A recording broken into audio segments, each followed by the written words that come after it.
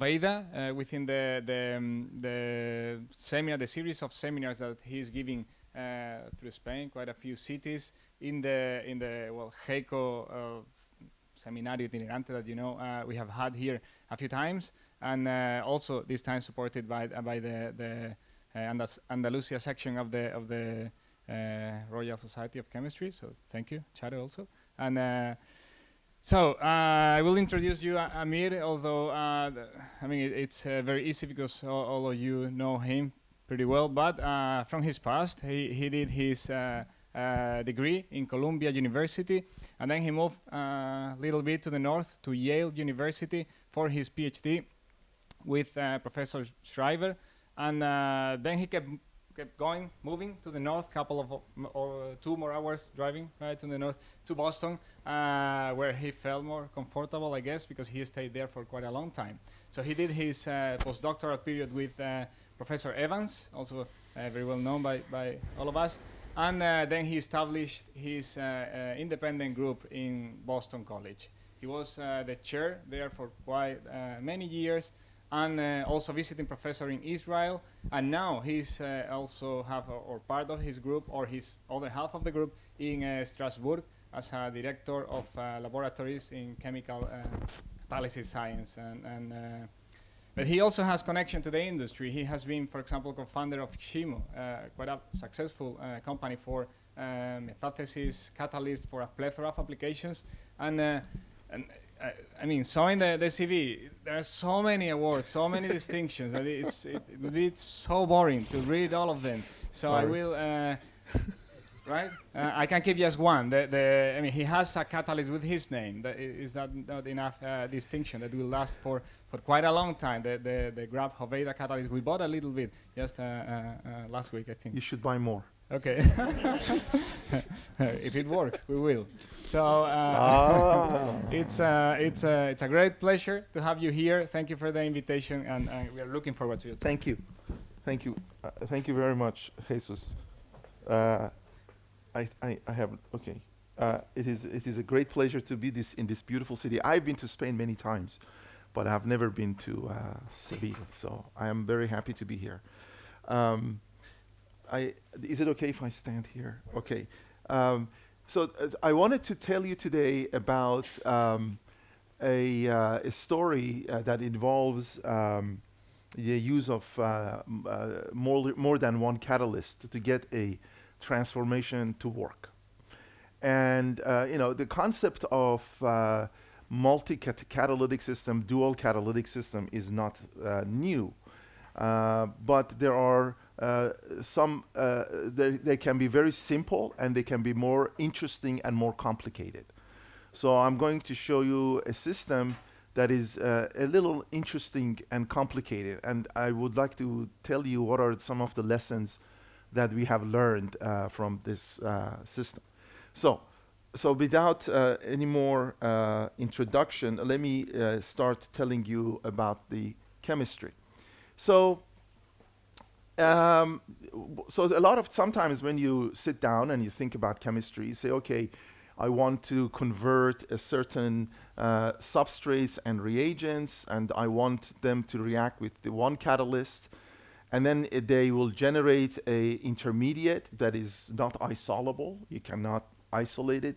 That is, it has to react immediately again in the reaction vessel, and it needs to react with the second catalyst, and that will give me the desired product. So this would be the simplest scenario, okay?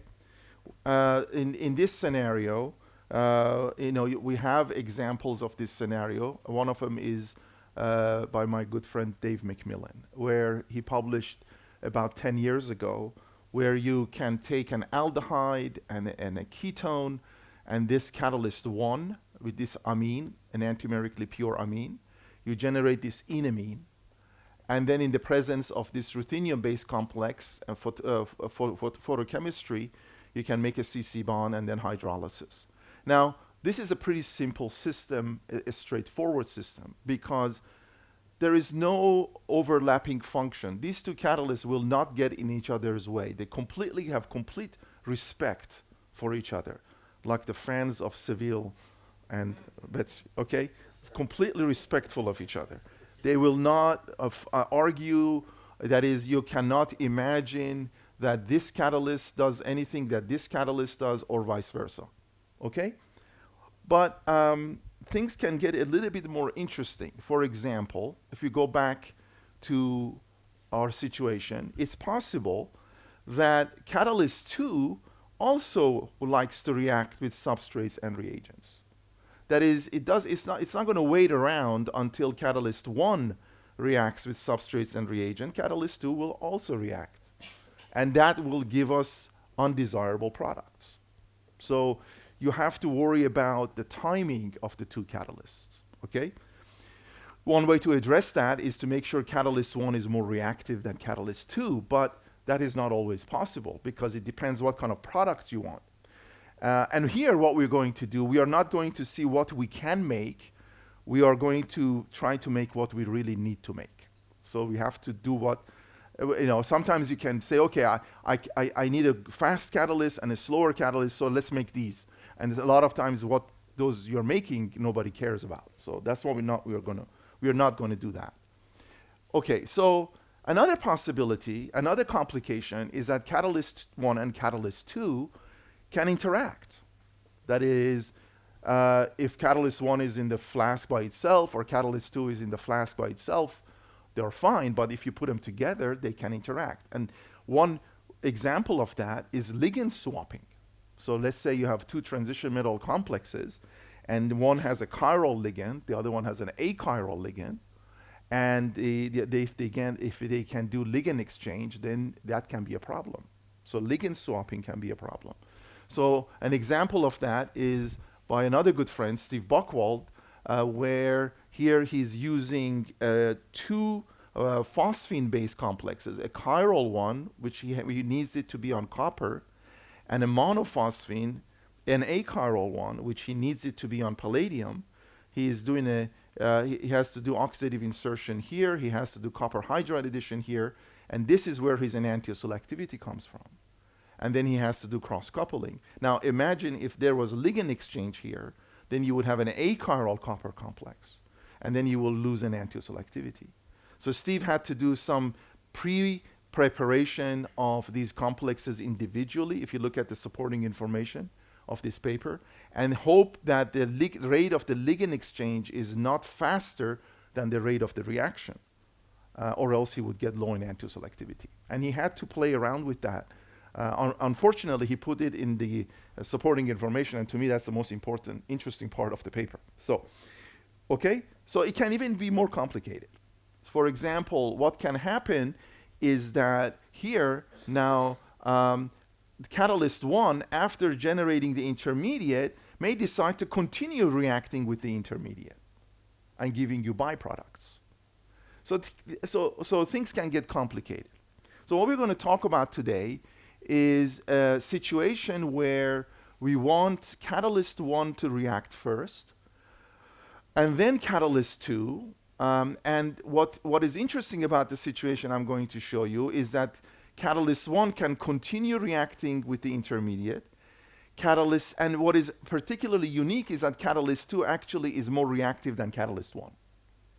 That is, even though we want catalyst 1 to go first, catalyst 2 is more reactive and is generated faster. So we have to find a way to slow down the reactivity of catalyst 2, but make it be available as soon as the intermediate is generated so that we can get what we want. So we had to delay the function of the more reactive and the more rapidly generated catalyst. So that's what I want to tell you. But why do we need to do this? So the way I like to do chemistry is I like to identify a problem and then try to solve it by catalysis, rather than try to see what my catalyst can do and hope that somebody will use it someday. Okay? That's a personal preference. So let me show you the problem that led us to this. Let me try to show you the problem that led us to this. We are very interested in developing methods for enantioselective synthesis of amines and alcohols. Really practical methods. And the way we approach this, we try to address this by challenging our method every time by developing pathways to bioactive molecules. So here is an example from my own lab, which was published in JACS 6 years ago by a very fine graduate student, Nicolas Majar. And here is this is a 10-step total synthesis. I really like the total synthesis because I like some of these steps. I like this step where he is really handling the protecting group manipulations very lovely, and the way he's making his heterocycle.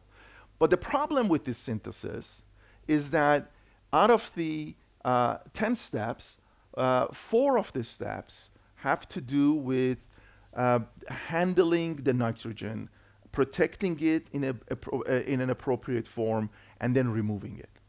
Okay?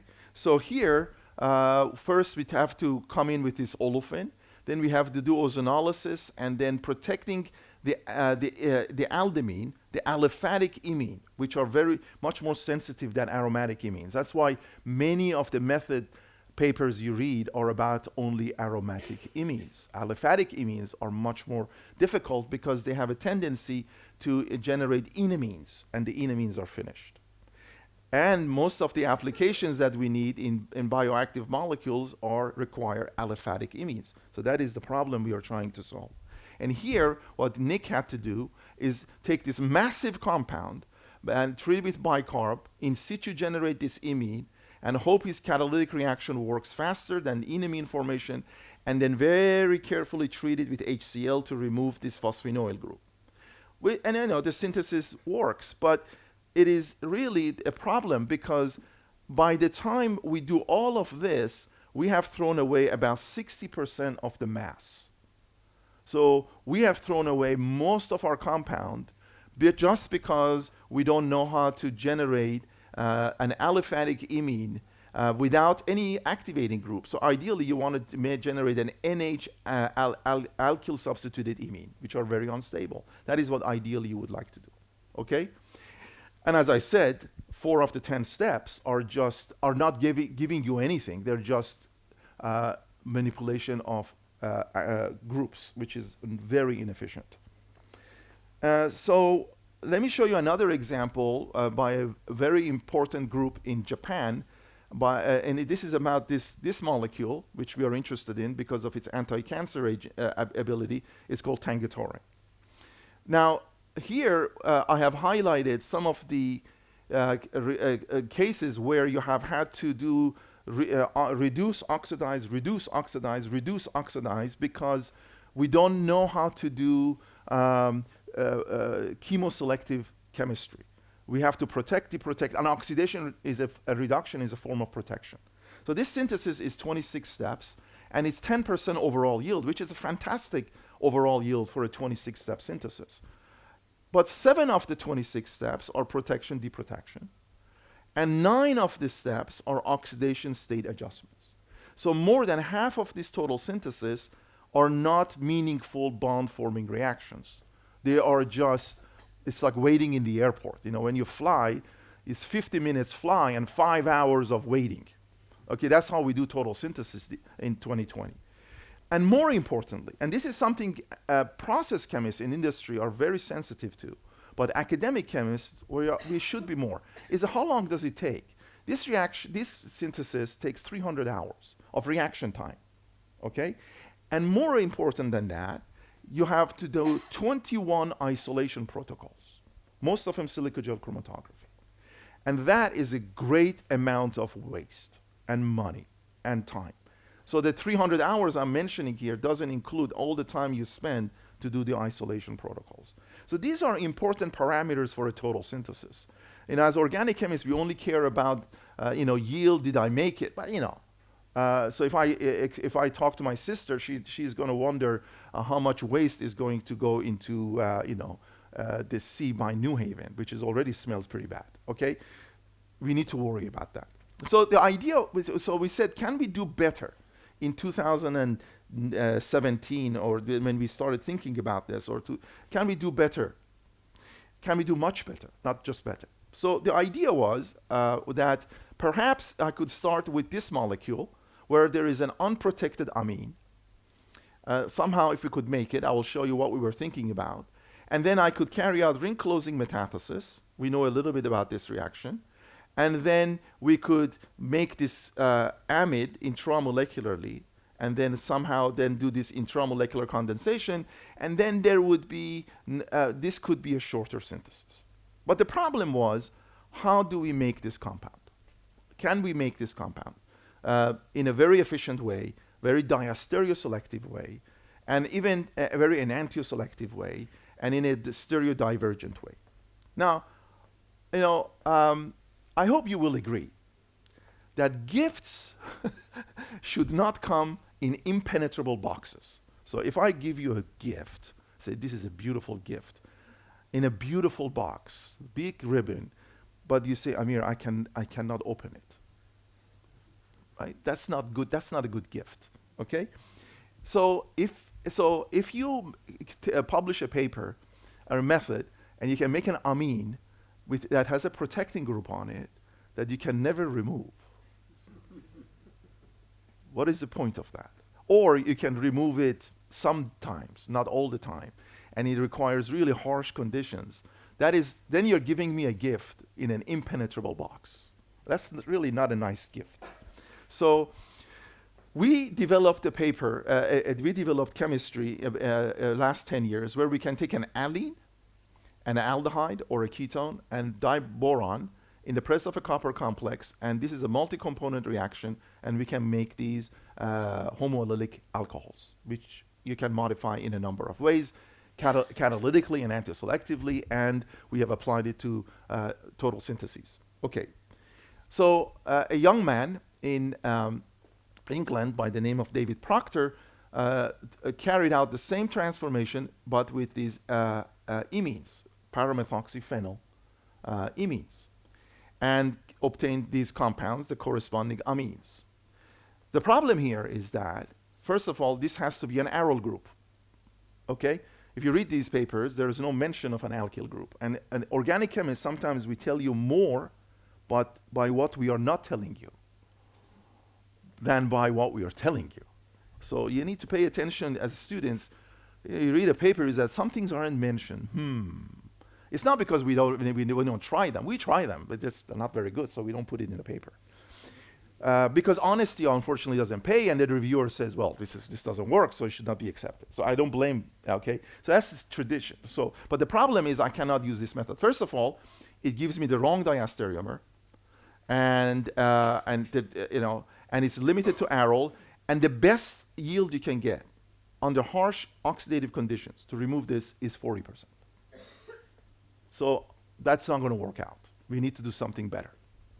And another problem was that when we tried to look at this, even with the wrong diastereomer, every time we tried to remove this protecting group, we would get premature lactamization. And once you form this lactam, making the corresponding carbon-nitrogen bond becomes not so easy. So this was a no-go. A very talented graduate student in my group from Fudan University in China, Xiaochen Zhang, came up with this idea. He said, why doesn't anybody use a nitrile to make amines? Because nitriles are really cheap. We use them as solvent, acetonitrile, right? Organometallic chemists, we use them as ligands, and we don't usually worry about them reacting. But a nitrile is a nice functional group. But the question is, of course, the big question is it going to be reactive? Why did Xiao Chen think of a nitrile? Because his idea was that if I do the same reaction that we just did with a carbonyl or an imine, if I carry out this reaction with a nitrile, so here the boron copper has added to the allene, and then the allyl copper could add to the nitrile, and I could get this ketamine. So I have reduced the nitrile one step, and then I can then add the second nucleophile and reduce it second time and get the unprotected amine I want. And maybe I can even get either diastereomer. So I haven't had to do any protection, deprotection. I basically take the nitrile and I sequentially add nucleophiles to it. Well, I thought, that was not bad. Actually, I was not very optimistic. But fortunately, my students largely ignore what I say. So he went ahead and ran the experiments. So the question I raised is, I said, Xiaochen, why do you think, first of all, let's say it reacted. Here is, you're generating active ketamine. Ketamines are not very reactive, but boron is activating it. And how do you know you're not going to get a second addition so that, this thing adds twice? How do you know this is a very sensitive proton? How do you know you're not going to get olefin isomerization? Of course, these are the issues. But his response was, okay, but if it works, first of all, there were no reported examples of catalytic and antiselective addition of a carbon nucleophile to a nitrile. Xiaochen said this would be nice to be able to do this. And he wouldn't need to do any aldimine business. This would be equivalent to an unprotected NH-aldimine, and there would be no protection, deprotection. And he said, I work in the lab, you don't. I think I'm going to try it. And I said, fine. Because in the past, when I have disagreed with my students, they work a lot harder on the project because they're much more eager to prove me wrong, which is a good. But please don't tell him I said that. Although this is being YouTubed, so that's the end of that. Okay, so he started with the help of one of the best people I have ever had in my group. His name is Juan del Pozo de Valle. He is from Valladolid. When I am in France, he runs my group in Boston. He is spectacular. So much of what you're going to hear is his work and his design. He is the mechanistic guru of my group. Okay, so these were actually finely tuned by Juan. So what Juan and Xiaochen did, they took either phenylnitrile, cyanide, or my favorite, acetonitrile, and they ran this reaction. They are using N-heterocyclic carbene copper T-butoxide, very easy to make, allene, B2-pin2, a little bit of T-butanol, and in 3 hours at room temperature, you generate this compound. And then if you just wait long enough, you get this nitrogen, or a little bit, the nitrogen-copper bond gets protonated, and you generate this ketamine. And there is no second addition, only one addition. So my first criticism did not prove to be valid.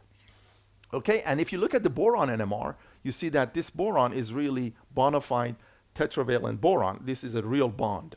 So this is a very nice, robust molecule. And Juan, who has magic fingers, was able to get a crystal structure of the intermediate from acetonitrile. And here is here is an N-heterocyclic carbene, copper, nitrogen, and the distance here is quite a short boron-nitrogen bond. This is a real tight bond, which is very important for what we are going to talk about down the road, because basically what you have here, you have a nice heterocyclic, an azoborane compound. Okay, so the first step, some of the first questions were addressed, that the nitrile was reasonably reactive, and the second addition wasn't that fast. So that was good news. So what then they did was they treated it with a hydride source. So they took this, and it still has the copper in the solution, an heterocyclic carbene copper complex. They added PMHS to generate copper hydride.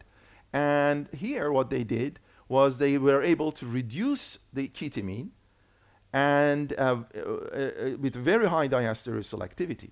But the issue was that my worry turned out to be true, that we got significant isomerization. We got 80% isomerization. Now, this is a very interesting heterocycle, which I don't have time to talk about, but this is we are working on using this very robust heterocycle as a new type of click reaction. But that's for next time I come. I will explain. Okay. So the question then is, this isomerization, we have to avoid it. We have to figure out for a total synthesis we want to do, we need to keep this stereogenic center. But before I do that, let me show you a couple of very simple experiments that tells you the significant role of this boron in this reaction. This boron is very significant. For example, if you take a ketamine, an NH-ketamine, that doesn't have that boron, there is really no reaction. So that boron does activate the ketamine towards the reduction. Without the boron chelation to the nitrogen of the ketamine, you're not going to get any reduction. Also, if you don't have that boron, that is, if you run the reaction just with PMHS, so you do copper hydride addition to make the allyl copper, and then that adds to the nitrile, you will get double addition. So the presence of this boron is enough steric detriment, steric bulk of the boron doesn't allow the second addition to occur. So boron is bringing you a lot of advantages, right? It gives you a reactivity the way you want it, but stops you the reactivity that you do not want. Okay, so we'll come back to other mechanistic issues as we go along. So let's go back to the isomerization story. What is causing this isomerization? Well, you could say, well, Amir, you do have sodium tibetoxide here, which, and why do you need sodium tibetoxide? Maybe you can get rid of the sodium tibetoxide. Well, let's find out. If you run the reaction without any silyl hydride, you will see that there is complete reduction and complete isomerization. There is no reduction, but there is complete isomerization. So you're right, it is a sodium tibetoxide. But can I remove the sodium tibetoxide? Well, no. Because if you remove the sodium tibetoxide, there is no reduction.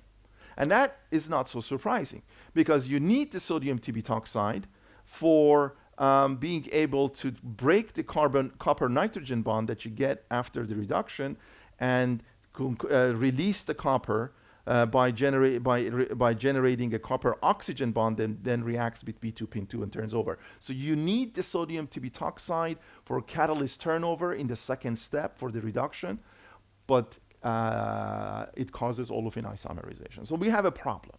The problem is I need sodium tibetoxide, but I don't want sodium tibetoxide. What do we do? So one solution Juan came and Xiaochen came up with is that what if we find a way to reduce the ketamine so fast that that the sodium tibetoxide doesn't get a chance to cause isomerization.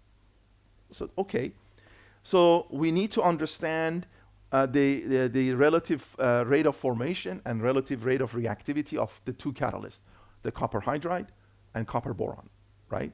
So let's look at the catalytic cycle. I think it's time that we look at the catalytic cycle, right? So the starting point is the copper tibetoxide. And what happens is it reacts with B2-pin2. The driving force is this very strong boron-oxygen bond. And you generate the copper B-pin. This is catalyst 1. This is the catalyst you want to react first. Then that adds to the allene, generates this allyl copper with the boron positioned here. And this allyl copper adds to the nitrile to make the CC bond. Then alcohol comes in, protonates the nitrogen copper bond, and regenerates the copper alkoxide.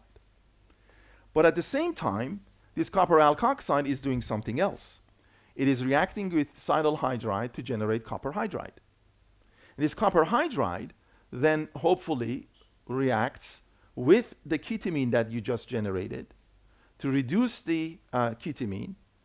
And then sodium tibetoxide comes in, releases the copper complex, generates the final product after protonation to form the copper tibetoxide, and you get. So these are the two catalytic cycles, and the two catalysts is the copper hydride and the copper B-pin. Copper B-pin needs to go first, and copper hydride needs to go second. Okay? Or at least copper hydride needs to wait until this ketamine is generated. The copper hydride should not add to the allene first, because then we're going to get a mess. We're going to get double addition, all sorts of stuff. Okay? So this is what we're going to do now. Let's find out about, is this, but the reaction works okay. There is isomerization, but it's not that bad. So why is that? Is it because copper hydride is formed slower than copper B-pin? So we generate copper B-pin and this reacts, and then, or is it because copper B-pin addition to the allene is faster than copper hydride? Or both? Let's find out. So we ran some, so we're going to find out about these two characters. These are the two major actors in this play, okay? So first we found out that actually copper hydride is generated slightly faster than copper B-pin, which would be against what we want. So you are forming copper hydride faster, and the guy that you want to go second is actually generated faster. How about the rate of addition to the allene? Well, again, copper hydride adds faster to the alene than the copper butene. So that's also bad, right? How about the rate of the addition of the allyl coppers, one with a boron, one with a hydride, to the nitrile? Well, the one that has a hydride adds faster. So all of these three data say that this catalytic cycle should be an absolute disaster, right? Because maybe this is not a big difference, this is not a big difference, but if you add them all, copper hydride should just be eager to go in there, generate an allyl copper that reacts faster, blah. But you're getting pretty clean reaction. What is going on? Well, what Juan first time elucidated is that we have a third cycle. The third cycle is non-productive and keeps the copper hydride busy. And it's a degenerate catalytic cycle. That copper hydride, rather than react with the alene, what it's doing, it's reacting with the T-butanol that you have in solution, and you release gaseous hydrogen. And then, if it is true that copper hydride reacts slower with alene, here is the hierarchy. If the kinetic hierarchy is copper hydride reacts faster with alcohol than alene, but it reacts faster with the ketamine than the alcohol, then what happens is, as long as you have alcohol and PMHS, both of them cheap, it's going to be busy with this side cycle, the delay loop, until you generate the ketamine. It's not going to touch the alene. And as soon as you generate the ketamine, then the ketamine is going to beat the T-butanol and it's going to react with copper hydride, and you're going to get the final product. So this is really a delay loop. And this must be what is happening, right? And we have done a lot of experiment, and it is what is happening. And what happens is the reason you have 78% conversion is because you're running out of the T-butanol and PMHS you need to keep this delay loop going. And when that happens, then the copper hydride, then what happens is your conversion to your desired product is going to stop because everything is going to break down. So it's ironic that what this means is that if I am using 3 equivalents of PMHS and 1 equivalent T-butanol, then I should be able to use more of it so that I can keep this delay loop going longer, so I should get a cleaner reaction, better reaction, less isomerization. Because when you're running out of T-butanol, then the T-butoxide is going to start deprotonating, isomerizing, and you're not reducing your ketamine fast enough, or getting premature chemistry. So ironically, what Juan decided that the solution is that we needed to add more PMHS, which is weird because we are trying to get less copper hydride chemistry, but we are adding more silyl hydride. And it is true that if you add just a little bit more PMHS and a little bit more T-butanol, now you get no isomerization and complete diastereoselectivity and much higher conversion. So completely counterintuitive that you add more silyl hydride, but you get less interference from copper hydride. So this is the concept, what we call delaying the function of a catalyst. And in olefin metathesis, one of the things that we fight all the time is avoiding degenerate catalytic cycles. Because olefin metathesis, if you're doing cross metathesis, if you go through a metallocyclobutane where the substituents are at the 1,3 position of the metallocyclobutane, that's non-productive. You have to go at the 1,2. And so your catalyst is working really hard, but it's not generating anything. All of a sudden now, I'm looking for non-productive catalytic cycles, because by doing this, you can, if you have inherently non-cooperative catalysts like we have here, we can change the inherent reactivity by involving one of the catalysts in a delay loop. So if I want to have, say, 3, 4, 5 catalysts, and their level inherent innate reactivity is not the way I want, I can have delay loops so that I can organize who goes in second, third, fourth. Okay? And nature does this. This is nothing new. With chemistry, we don't do it in the lab, but nature does it in a very beautiful way. Okay. So, so how can we make this reaction enantioselective? We looked at a lot of ligands, a lot of our N-heterocyclic carbenes, and they were absolute non-enantioselective. The reactions are all efficient. They're just non-enantioselective. So the phosphines did a lot better. But these two phosphines didn't give us any of the desired compound. But there's disappearance of the nitrile. I will show you what it goes to, but none of the what we want. Only one bisphosphine. This one, with the one where we have two alkyl phosphines, gave us very clean and very enantioselective reaction. Very subtle change. Now, what do these two do? Well, these two do the first step really well. They get the ketamine. So if you remove the sodium t-butoxide and you don't use PMHS, so that you stop the reaction after the first step, you see that all three are fine. Actually, this one is not the best one. These two are, this one is better, or this one is good too. But that these two are not capable of doing the reduction. Only this is capable of also doing the reduction. Okay? And this is important because this, as I will show you at the end of the talk, you can just work this up and get the corresponding ketone. And these ketones are really valuable. Making ketones with a stereogenic center at the alpha position enantioselectively is not easy, right? So that is why these two don't give you the amine, but they're perfectly fine at doing the first step. Okay. So the reaction has really nice scope, and I want to emphasize a couple of things here. Even though it's copper catalyzed, you have no problem with nitrogen-containing nitriles. And by the way, nitriles are cheap. Hundreds of them are commercially available, and there are many nice methods to make them. Very nice. So electron-rich aryl, electron-poor aryl. This is one of my favorites. Allyl nitrile is really cheap. Now imagine if you wanted to make the corresponding aldehyde, or if you wanted to make the corresponding, I mean, this is not a stable aldehyde, but you can buy allyl nitrile, and you can do the reduction, and here you have two homoallylic amines, on this side more functionalized, on this side less functionalized. So these are really very nice. If you have enantiomerically pure organonitrile, it's perfectly fine. The catalyst control is very strong. The other diastereomer gives you very high selectivity. Here is acetonitrile. It's something. Imagine if you did a catalytic enantioselective reaction with THF, or diethyl ether.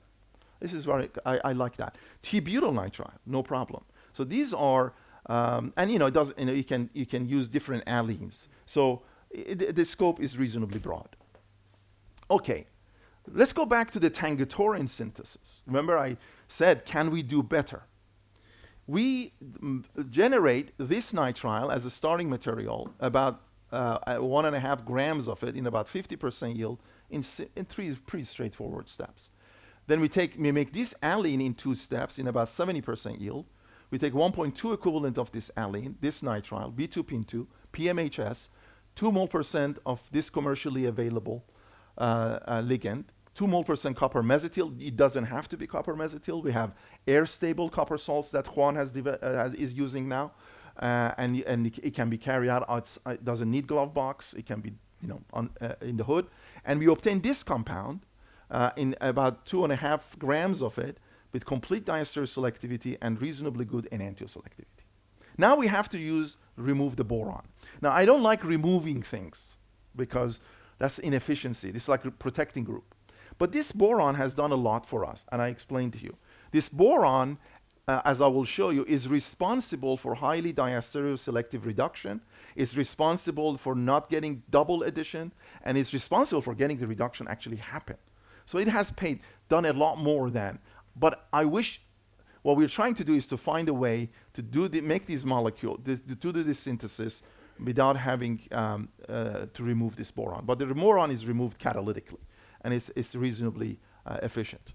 And then we generate, we carry out, after the removal of the boron, we carry out this reductive amination to make this compound, and then we carry out ring closing metathesis, and then the final condensation. And so the synthesis is only 9 steps, and because it's 9 steps, and it's about 30% overall yield, we can make gram quantities of tangatorin. It's very hard to make gram quantities of something when you have 26, 30 steps total synthesis, right? You can do it, but it's very wasteful. What is particularly important that the total reaction time is 30 hours, not 300 hours. And we only have 4 isolation procedures and not 21 isolation procedures. So it is a much more practical synthesis of this compound than it was feasible before. Okay, let me finish by showing you a couple of things. One is that we do a lot of mechanistic work, as you may imagine, and we have some ideas where the enantioselectivity comes from. But I want to focus on where the diastereoselectivity comes from. It turns out that the way the reduction happens is that the nitrogen boron chelate stays intact, and the copper hydride adds to the ketamine as if it is adding to an olefin. It's a metal hydride addition to the pi cloud. And that is why we're getting high diastereoselectivity. So, but the issue here is that if I want to get the other diastereomer, I have to find a way to break this chelate and hope that I can get a different type of a non-chelate reduction, so I can have a diastereodivergent synthesis. And here what we found out is that if you use aluminum-3 Lewis acid in the form of aluminum triflate, you break the chelate, and then you can, the boron now serves an important point. It serves as a large group, so you get the Felkin-on type reduction, and you get very high diastereoselectivity to obtain the alternative diastereomer. So BPIN serves now, rather than a chelating element, it serves as a large group so that you can get high diastereoselectivity. And here the scope is also good. Nitrogen-containing compound, acetonitrile, aliphatics are fine. So the scope is also very good. The other point that I want to make is that you can stop the reaction after the first step and then hydrolyze on workup, on silica gel aqueous workup, and you can get the corresponding ketone. And this nitrile is actually we generate by using our Z-selective cross-metathesis reaction, catalytic Z-selective cross. So you take acrylonitrile and the corresponding olefin, and we get very high efficiency. So we are combining now Z-selective olefin metathesis to generate them. We can make tri-substituted alkylonitriles. So many of these unsaturated, alpha-beta unsaturated nitriles with stereochemical control, EZ, tri-substituted EZ, that we can use in this reaction, we have developed the corresponding olefin metathesis reaction. We published that last year in Nature Chemistry. So here you can make these ketones. These ketones are very valuable because there is, here you have, for example, a beta gamma unsaturated on one side. You have an alpha beta unsaturated on the other side with complete, this is 100% Z in the product, high enantioselectivity. And you can now get these ketones, which are otherwise very difficult to make by catalytic and enantioselective methods, because you can make them maybe by using chiral auxiliary chemistry, but those are a little tricky because we find when we try those that this olefin isomerization is a problem. You can see we have different kinds of allenes. We can use oxo-substituted allenes. Juan recently developed the nitrogen substituted allenes. And you can see here is an acetonitrile. So we can make these fluoro, it can be CF3 we cannot do, but we can do CF2H. So we can make a lot of these compounds that are otherwise very difficult to access. And of course, the reason these ketones are very important, not only on their own, one reason is just like the ketamines that gave amines diastereoconvergently, these ketones can be a source of tertiary alcohols, which are very important also. So here we are going to look at how we make this fragment of rubrifluorodilactone, very, very important bioactive compound, how we're going to make this, the polycyclic, dicyclic structure. We're going to start with allyl nitrile, one of my favorite nitriles, commercially available. We're going to add B2Pin2 to it, and this allene. You see, you can use 1 to 1 to 1 if you want, but it's a little cleaner if you use a little bit excess. So you don't need a large excess of anything in these reactions, which is very, very, very nice. 2 mole %, and here is what Juan recommends we use now, this copper salt. This is benchtop. You can do multi-gram. This was done on, I think, several grams. I don't remember exact grams. So you can get this compound with 70% yield and 98 ER. And then what we do is we add this organolithium. Now the challenge here is, unlike a ketamine, there is no chelation between this boron and oxygen. So if you take a boron NMR, this is pretty much a trivalent boron. So now you cannot take advantage of chelation. So what you have to do now is hope that the diastereoselectivity selectivity is high because of steric effects, not chelate effects. And if that is true, which it is, if you want to get the other diastereomer, you just reverse. You start with this nitrile and you do an allyl addition. So you just reverse the order and you get the other diastereomer. And we have done that. So and the reason we can do that is because nitriles are robust. For example, here, if this was a ketone or an aldehyde, it would be very sensitive. And many nitriles are easy to make or commercially available. That's why we can do this. Okay. And then in 7th step, we can convert this compound to this intermediate that has been used by Anderson in total synthesis. We get about 26% yield, and the previous yield was about 15% yield. And this synthesis is about 10 steps, 11 steps, whereas before was something like 22 steps. We're still working on this because we would like to reduce the steps and increase the efficiency. But you can see now that the same chemistry can be used to make ketones, not only ketamines, but ketones, not only tertiary amines, secondary amines, but also alcohols. I didn't show you, but you can take the ketamines, add nucleophiles to them to get tertiary alpha tertiary amines. Here we don't have to, of course, we're making tertiary alcohols. So there's a lot of other compounds we can make with these intermediates that I didn't want to bore you. I just want to show you the concept. So I think maybe conceptually, the most important point that I would like you to walk out with is that you can have, at least for me, that non-productive catalytic cycles are not always bad. Non-productive catalytic cycles can help you change the inherent kinetics when you have multiple catalytic systems. So I think that is something that you can think about. What other reactions can you use in the delay as a delay loop? How do I do more than 2 catalysts, maybe 3, maybe 4? So I can have multiple delay loops. Of course, that becomes even more interesting. You have to worry about more factors. And I think that is one of the challenges future of catalysts, that not only we need to move away from one catalyst, one product, but also from catalysts that are not just, people sometimes dual catalytic reactions, they call it cooperative catalysis. Well, let's do non-cooperative catalysis, because a lot of times your catalysts are not going to, because our catalysts don't care what we want, they do what they want. And we need to find ways of making them do what we want. And I think delay loop is maybe one way to be able to manage that they behave themselves the way we want them to. Okay, so I want to thank these 5 gentlemen. I have ladies in my group, but just not in this project. It's very international. This is, I absolutely love this man. He's Juan Del Pozo.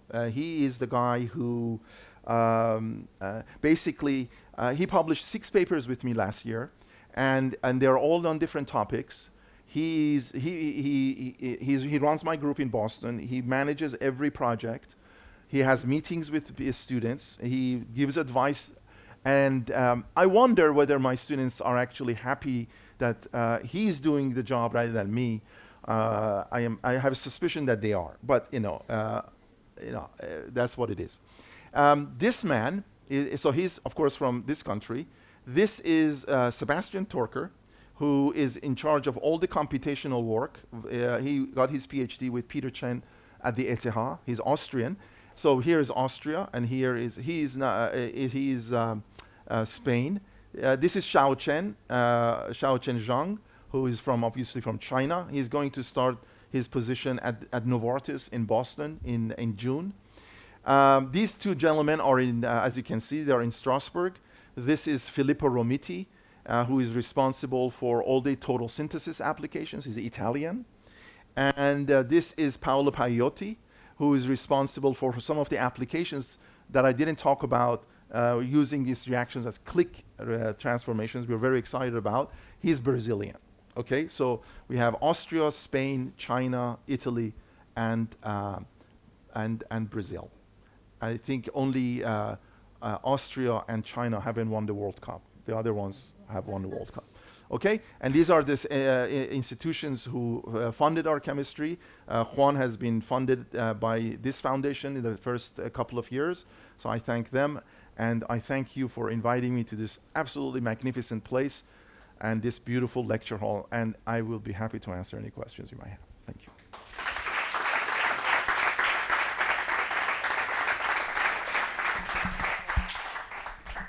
So great talk, Amir. Many Thank thanks. We have time for quite a few questions. So who goes first? They told me, Hoises told me that for every question a graduate student asks, you get 10 euros. Not from me, from him. No, but it was Nureddin, the director, who. I don't know where the money comes from. All I know is that you will get 10 euros, and that's all you should care about. Sorry. No. I say 15. Okay, fine. You say more. Your No, students, 15. So 15. your students are very rich because they don't want any money. Well, I see. 20 euros? 30? Agustin, you don't have any questions? Right. Agustin, you have a question? Okay. Okay, come on. All right. Okay, Valentin first. Are you a student? You look Almost. so young. Okay. Yes. Still a student. Okay. Yes, No, sir. it's a really nice talk. And Thank you. It's just a question about the catalytic cycle, because at the end, in the final condition, you still use 50 mol% of sodium terbutoxide. Right. But for the protonation of the ketimine, Deprotonation or no, proton? for the protonation, just to release the final product. So that's alcohol. You need butanol Yeah, for that. in this step, you need terbutoxide. You need change to the copper- break the nitrogen copper the bond. nitrogen copper bond. Yes. Exactly. There you need terbutoxide, but this could also happen directly with terbutanol. No, unfortunately, the exchange is not sufficiently fast. Juan ran all of those control experiments. So what he did is that he took the intermediate that he has a crystal, and he really studied the rates, the relative rates of cleaving the nitrogen copper bond under t-butanol, sodium ethoxide, lithium. Believe me, he did. And so those are conditions, and they vary the conditions because it all depends on do you have a hindered substituent on the nitrile, or it changes because. But you do need it. Because You need the metal otherwise you alkoxide. could reduce the sodium terbutoxide to catalytic, not 50 mol%. Yeah, but sometimes we catalytic do, in this- depending on the substrate. Sometimes we do. So if you have with acetonitrile, you don't need that much sodium because the nitrogen is much more accessible. But if it's a larger group, you need a bit more sodium oxide to get to the copper. And also depends on the ligand. So with the bisphosphine, with the josephos that we use, that's a pretty big ligand. So getting to the copper is a little bit of work. Now, you didn't ask this, I'll tell you. What Juan discovered was that if you have a ketone and a nitrile, ketones will react faster than nitriles. So you do the same reaction with a ketone. But if you have a bulky ligand, like the one we use, only the nitrile reacts. It doesn't touch the ketone. So we can get chemoselective reaction on either the ketone or the nitrile. And the reason is all sterics. He just finished with a graduate student figuring it out. Because the nitrile is so small, it can work its way to it. So the sterics play a big role here, and whether you can get to the copper or not is very important. So if you are doing NHC chemistry, you're not trying to do it enantioselectively, you don't need as much metal alkoxide.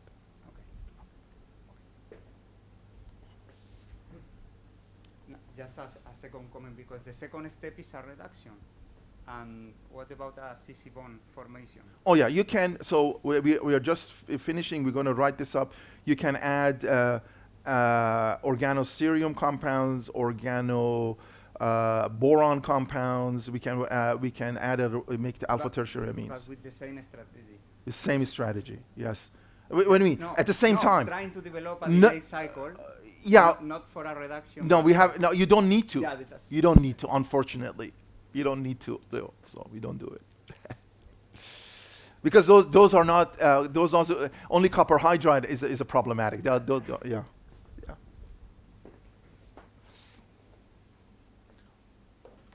Well, let's see. I'm not sure if what I'm going to ask is. Neither am I. To me,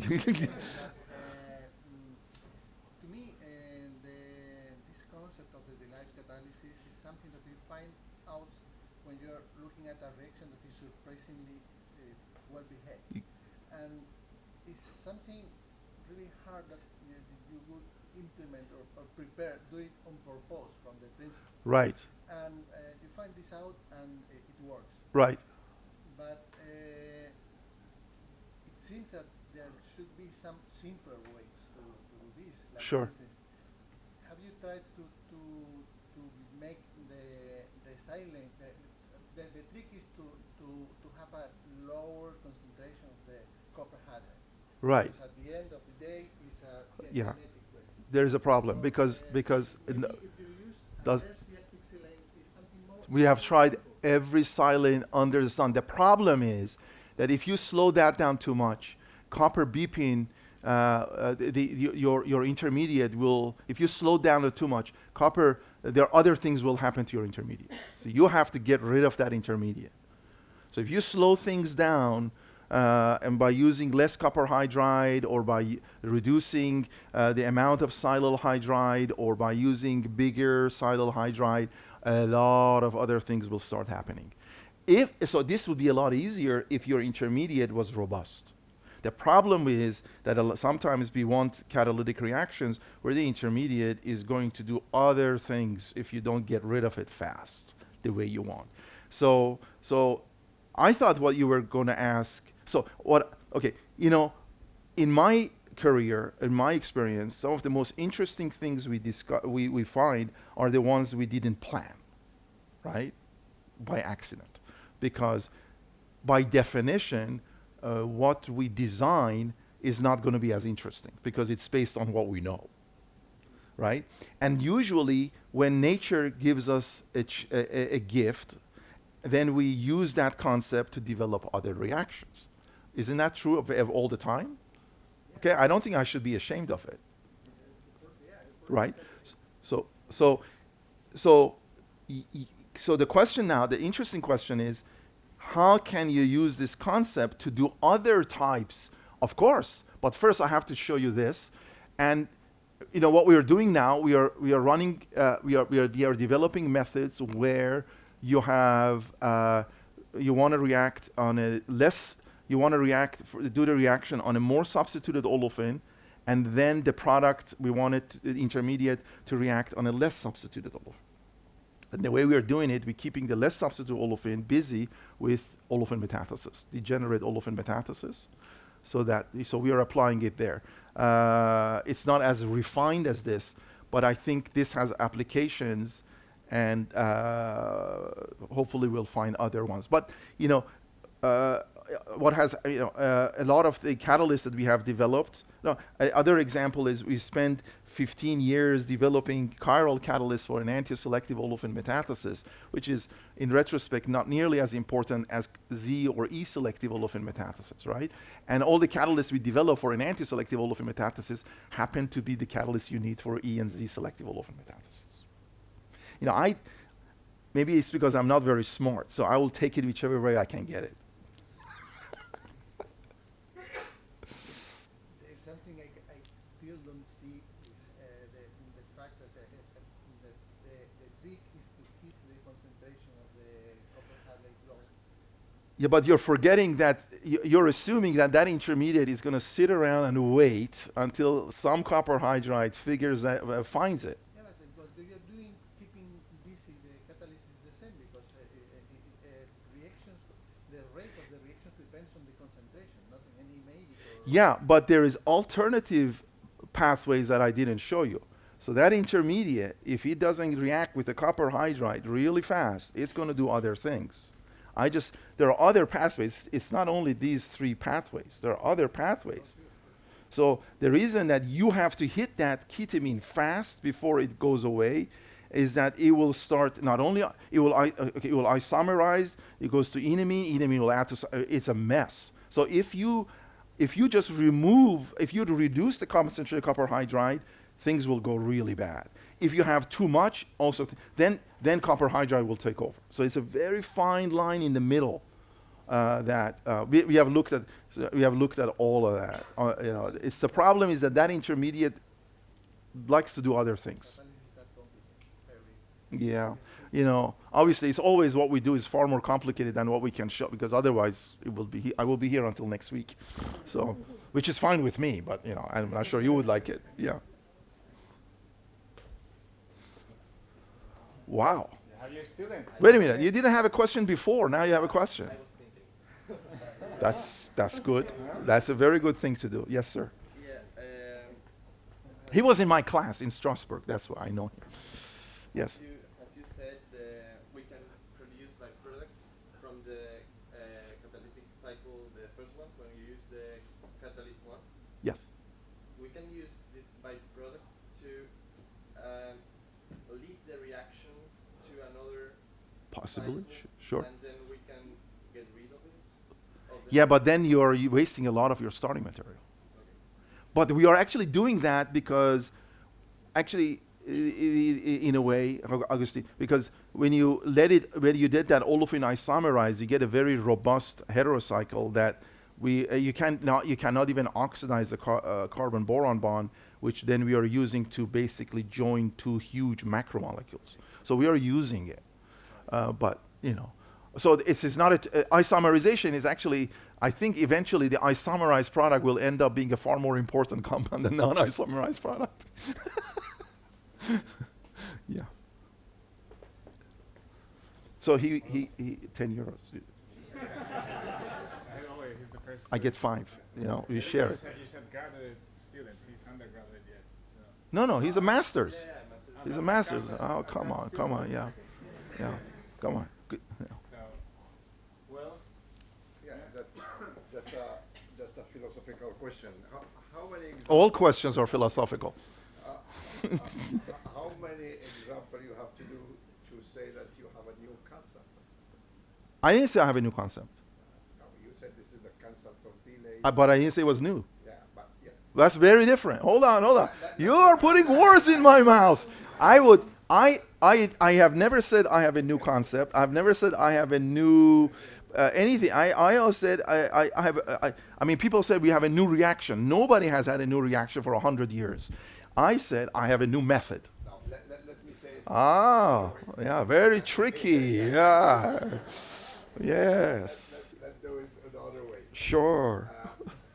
How as Juan said, is this the unique example? We think that is the start of a lot of them. I don't know. Well, we already have, I don't know. Time will show. But that you can say that about anything, right? But unique is not so bad. Yeah, no. Right? I agree with you. Yeah. Okay. I agree. Yeah, but I don't know. No, it's Yeah, I don't know. it's So I think what you guys are saying is that I need to. You're not satisfied with what I have shown you. That I have to show you more, and I will remember it next time, and I will prepare like Paul Wender a 4-hour lecture, so that at the end you're so exhausted that you're going to say, "Please stop." This is what happens when you stop on time. We want you to keep doing better. Okay, I will keep that in mind. Let's go from what is the difference? Wait a minute, you said you only had one philosophical question. But you don't let me. Okay, fine. All right. Why is this catalyst with what is the difference between your catalyst with the aromatic one and the cyclohexyl than one? I think because it is that much more electron donating phosphine, so the copper hydride is more active, so it does the reduction. I think you have a more electron donating ligand. So if you have a diaryl phosphine, that is less electron donating than a dialkyl phosphine. So it's just the corresponding copper hydride is that much more reactive, and you just turn it over. I think that's what it is, and that's what computation tells us. Okay. Thank you very much. It was fantastic. I mean, it's. Oh yeah, you don't mean that. I want to understand your. Yeah, okay. Sure.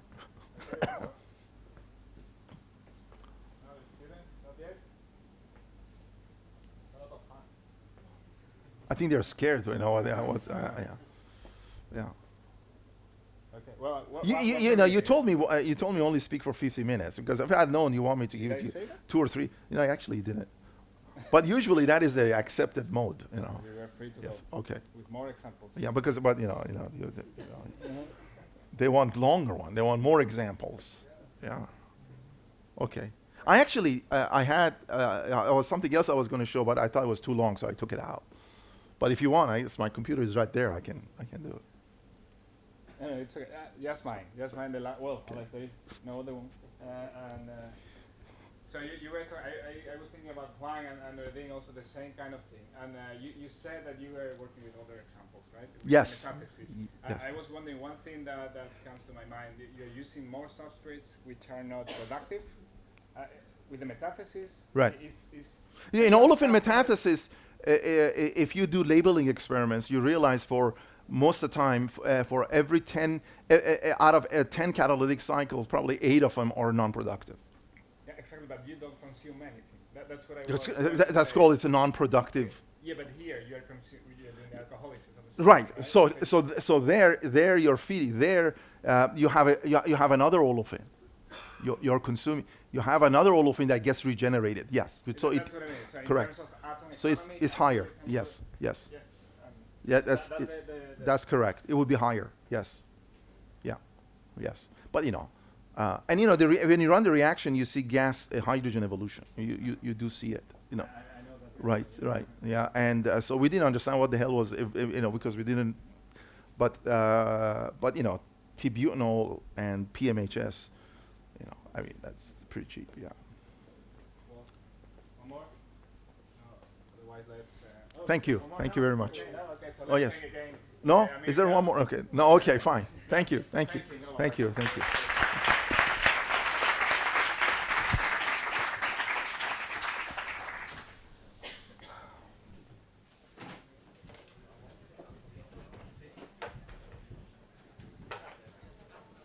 Let's take a photo. Oh, yeah, sure.